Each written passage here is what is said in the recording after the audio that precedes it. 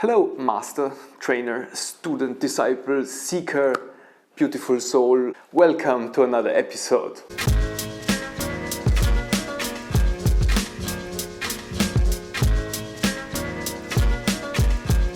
Usually in Feldenkrais we just go with the flow of a Feldenkrais lesson, but today I want to explain more how Feldenkrais lessons work.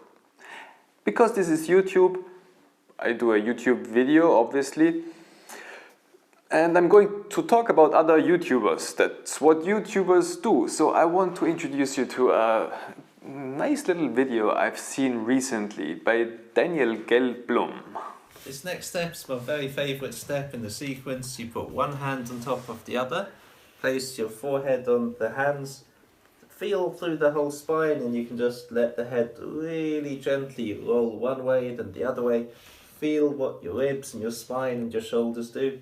Every now and then when your head turns to one side, super softly you can slide your nose towards the elbow you're facing, come back again. So he introduces us to a row of shoulder movements, and I like the way he does it. It makes me feel like I'm in London, I'm in the United Kingdom, UK, I'm there with him, it's fun to watch, and he presents it really fast, and so in a couple of minutes I get to know some of the best movements there are in sitting for the neck. Very clever sequence. So if you want to get to know a lot of clever movements in a very short time, I recommend this video. If you want to know why, then you watch this one and then you're all set. Everything falls together nicely. So first, start off with a sitting position. And here's my first remark. If you can avoid sitting, please avoid sitting. Maybe let's hear it from Dr. Greger. 43 studies reviewed, and the majority of forward-looking studies have associated spending much of the day sitting with a shorter lifespan. And what's crazy is that the time spent sitting was independently associated with total mortality, regardless of physical activity level. Right? Heart disease mortality was significantly elevated even in people who otherwise exercise regularly. So just going to the gym after your desk job may not eliminate the risks of sitting around all day, something our bodies never evolved to do. So if we can, we shouldn't sit down on the job, and instead try thinking on our feet. Again, YouTube, so convenient, just put a snippet of another YouTube video. But then we have to sit sometimes, so what can we do in sitting? What can we do in sitting with our neck and shoulders? And that's where the Feldenkrais method comes in very handy, because the Feldenkrais method, I need to repeat the name, the Feldenkrais method, the Feldenkrais method gives us ideas what to do. Because our ideas are a little bit limited concerning movement. Basically movement illiterate nowadays, and we wouldn't know what to do. So okay, there's a table, I have a chair. I don't use chairs, I use these IKEA stools because they have a level seating platform. So it's level, I can go in any direction. So what can we do? Of course, yes, table, we can put our head down on the table. I think everybody can come up with that. But what do we do next? Let me do a demonstration first.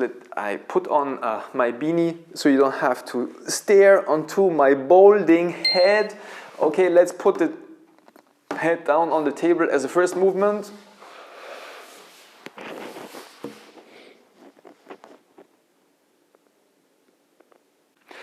So why do you put your head down facing with your face to the left side? What? Yeah, you look to the left. Why do you look to the left and not to the right? Yeah, well, because it feels more comfortable. I like my head to the left. But do you also sometimes face to the right or only to the left? Well, I don't like it to the right. Doesn't feel comfortable. I like it better to the left. So in Feldenkrais, this is what we call a preference. a preference for movement. So some people like to sleep on their backs, some people like to sleep on their fronts, some people don't like to sleep at all, some people like to sleep all the time, but we have preferences. Why is it some people always sleep on their back and never on their front sides? Why is it some people always put the head to the left and not to the right, or any other preferences?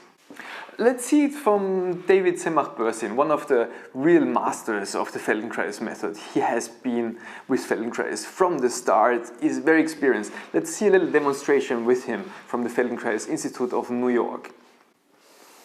And you can see he's with a client in a Feldenkrais training, and she sits on a table and he holds her head and he moves her very gently in different directions.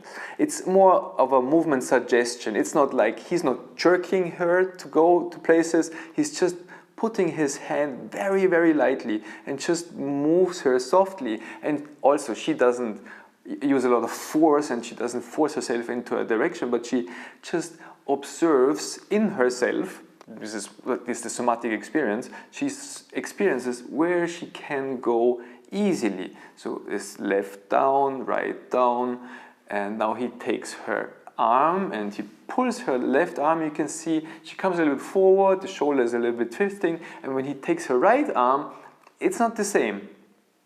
You can see when you rewatch this, left side and right side, up and down, it's not the same in all of the directions with her. And this is what we call preferences, and we get aware of these preferences through movements, through these little tests. And everybody has them. Everybody has these movement preferences. So some people can bend to the left very well, but not to the right. They can look over the left shoulder very well, but not over the right. And there's reasons for that, many reasons. Could be exercise related, could be an accident, could be just habits, and there could be many troubles. Maybe there's no trouble at all, but it could be. Actually, we as a human should be able to move in any direction at any time equally, easily. It should be easy for me to get up or go to the left or get up to the right or go. You get the idea. So what to do against those preferences? So the worst thing you can do is stretching. I have a lot of books about stretching because I want to know what others think. Stretching is a very crude way to work with yourself. I wouldn't call it barbaric. It's more like when you have a software problem with your computer and you take a hammer to it, and the hammer will end the software problem for sure, but it will also end all the good things. Let me rephrase that. What I do not recommend is stretching, to stretch. I think this is the worst thing you can do in case of an imbalance, like when somebody can not turn the head as easily to the left as to the right, or cannot lift one arm as easily as the other one. Any or most therapists or fitness professionals, of course, will recommend stretching because that's what's in their toolbox. That's what they know. And just yank on the arm or yank on that leg and pull often enough and hard enough until it's evened out. And this might work in some cases. I think it's a very crude way to do. And there's much more clever ways to do it, to even out. And it's not even about evening out. It's about restoring function. It's about restoring possibilities. About using your brain, your nervous system. And there have been people who have given that a very good thought. Like Dr. Moshe Feldenkrais, they have experimenting with the idea that the nervous system actually exists and organizes movement. And that's what we work with, and that's why we have so many lessons, and we can address any part of the body, but also it's very psychological, because the nervous system is kind of built into us. It affects every aspect. I think you get my point, right? I want to present you something far more reasonable, which involves the brain, the nervous system, which acknowledges that we have a nervous system. And for this we have the Feldenkrais method. And as you have seen in Daniel, his brilliant little video, there's many things we could do. So let's start with one of the ideas to make my point more clear. So you go down with your head on the table and you put it somewhere. If it's possible at all, you have to have some flexibility in your pelvis and then your lower back. If you can't reach the table, you might have to use a cushion a little bit higher, right? And then you go down and you I place my microphone somewhere and you place your head somewhere. And the way you put it first will be the most comfortable way, I hope, and will be your preference. And then you just stay there for a couple of breaths. Breathe in, breathe out, and as always, our chest doesn't have only one outlet, but our chest is a three-dimensional being. It's three-dimensional. It goes in every direction. So we can breathe in every direction. We can breathe in front and in the back and to the sides and up and down. And the lungs are quite complicated. When the air comes through the nose, there's many things that happen to the air. And one of the things is the air will get twisted. And the lungs, when they expand, they also twist in a way. They just don't open and close, but they twist open. And that's why we have this funny shape in our nose, because the air has to get this twisting movement. So you're on the table and you're taking a couple of breaths, and that's your habitual way, your preference. And then you just lift your head a little bit and put it somewhere else, like an inch or 2 centimeters, different location. And then you rest there. And then you put your head into a different position. Maybe the back of your head closer to your right elbow, or your nose closer to your left elbow. And you just rest there for a couple of moments. And take a couple of breaths in this location. And this already will change a lot. Because in preference, it's not that the bones are stuck. It's the whole system. It's the bones and the tendons and the ligaments and the muscles and the nervous system and how the nerves probably are embedded in the muscles and the blood vessels and the lymphatic system and all the stuff we have. Everything contributes to this preference, and maybe the nervous system for the most part. And then in Daniel, his video, or there's many Feldenkrais books, and it's the same movements in those books. And there's suggestions what you can do, and it will get easier with every movement. And there's movements you will not come up with yourself, like the movement where you lift the arm, or where you go like this. And this will work different groups of muscles and the connections between those muscles, and at the same time it will raise your awareness for movement. So you have to start slow with a couple of movements.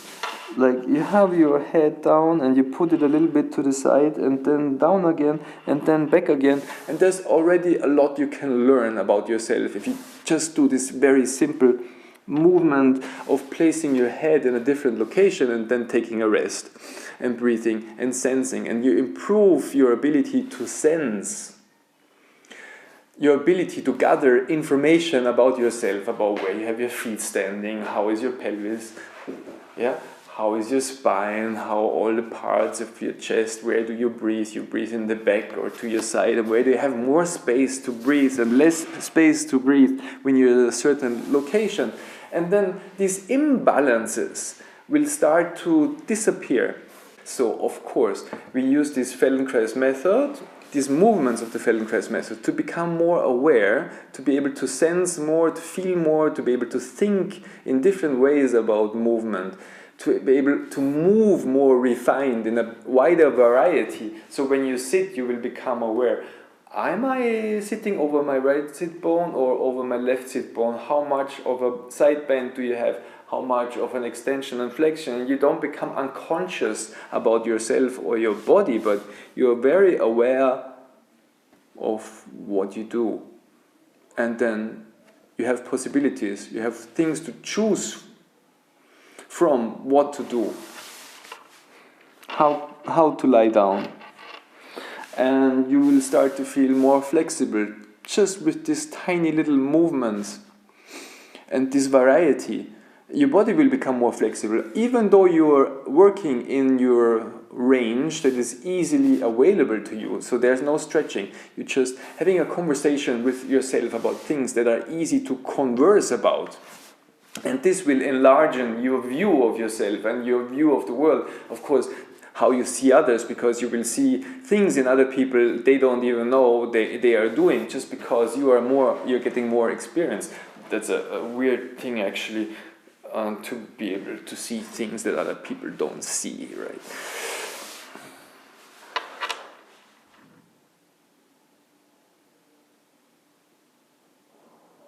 And whenever you run out of ideas, you just go back to Feldenkrais and get a couple of new movements. We have all those movements. It was the genius of Dr. Moshe Feldenkrais who figured it out for us, so we don't have to, and we can study. Like in mathematics, we can study how to do math. We don't have to figure out math from scratch. We just study what other people have figured out, and then we can work with it.